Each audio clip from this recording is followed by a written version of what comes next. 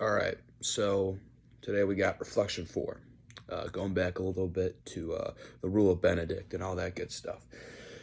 Now, my initial take on the rule of Benedict and all that was that, um, to a certain extent, I think it's definitely a good practice. I mean, we look at religion as a whole. I feel like the concept of religion, not just Christianity, but any religion, is kind of based on the concept of restraint.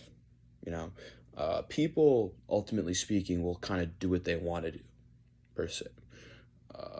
Sometimes they don't need a reason. Uh, Johnny goes, steals an apple, gets asked why. Why'd you do it? I don't know, it was fun. Some people just operate like that, and you'd be surprised on who would or wouldn't do that. So I think to a certain extent, it may seem silly to some, especially on first reading, go through the rules of St. Benedict, but concepts such as, be obedient, restrain yourselves in specific ways, so that you are more spiritually intact, um, I think is definitely very relevant today. Specifically, I mean, it gets kind of into a tough point because, people will ultimately act in their own best interest. It's just inevitability of life. So even nowadays, I feel like that is such an important influencer on why, people need to act the way in which Benedict has taught.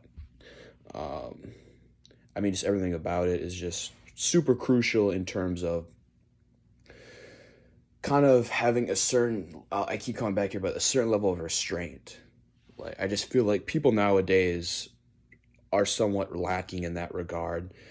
Just doing what they want to do just because they find it fun or enjoyable. But sometimes it's not about being fun and enjoyable. It's about trying to find a certain understanding, per se. You know, I think a lot of religion is based on kind of that helping hand, to kind of, it's kind of that parent structure that's, you know you go as a kid to go do something, and your parents tell you, no, you can't do this, you don't understand now, but in the greater scheme of things, you understand long term that it ultimately was good for you. And I think that to a certain extent is what the rule of Benedict is trying to do, to show restraint and respect and find spiritual awakening through these processes.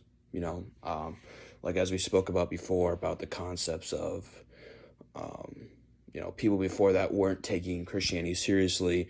They were basically just as a side thing. But, for Benedict to come in and say, no, you need to take this seriously, I mean, ultimately, it was a game changer in terms of what he was doing. So, yeah, I think this has actually been very relevant in terms of what should be done today, for sure. All right.